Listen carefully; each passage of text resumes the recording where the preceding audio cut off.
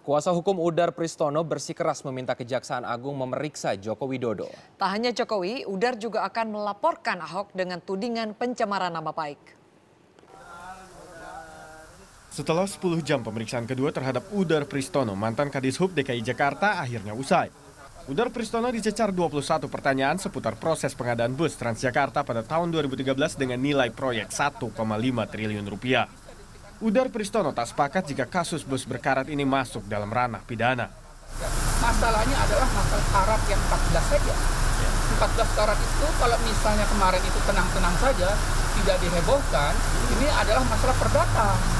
Tapi karena dihebohkan, diopinikan, itu dianggap semuanya itu berkarat semuanya, jadi masalahnya jadi besar. Nah sekarang inilah kami, Dinas Perhubungan, diperiksa seluruhnya, puluhan orang diperiksa di sini.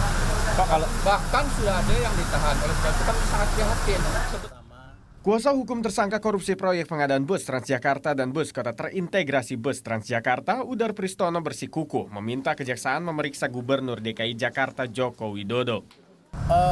Tadi kami konsultasi di dalam, kita sedang kumpulkan bukti-bukti dan memang ini akan kita laporkan. Tapi yang paling pokok begini, bahwa kalau klien kami diperiksa, sangat ideal dan patut juga Pak Jokowi diperiksa. Karena kita ingin bertanya, ini persetujuan siapa? Ini kan visi misinya Jokowi dan Ahok.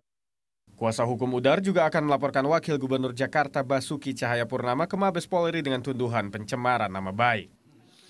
Ya tuntut aja, tuntut saya juga lucu. Nggak mau tuntut saya itu dasarnya apa?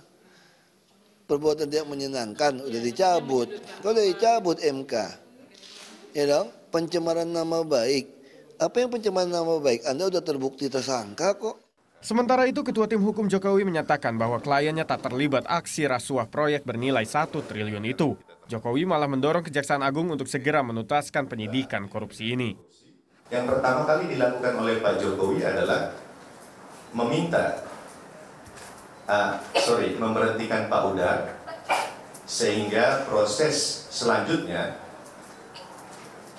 bisa dilakukan dengan leluasa. Itu yang dilakukan, dan kemudian Pak Ahok itu hendak melaporkan, bahkan sudah melaporkan, mungkin perlu dicek kepada Pak Ahok ke KPK. Tetapi Kejaksaan Agung rupanya menindaklanjutinya terlebih dahulu. Sementara itu, meski telah menyandang status tersangka, Kejaksaan belum berniat menahan mantan Kepala Dinas Perhubungan DKI Jakarta tersebut. Tim Liputan melaporkan untuk NET.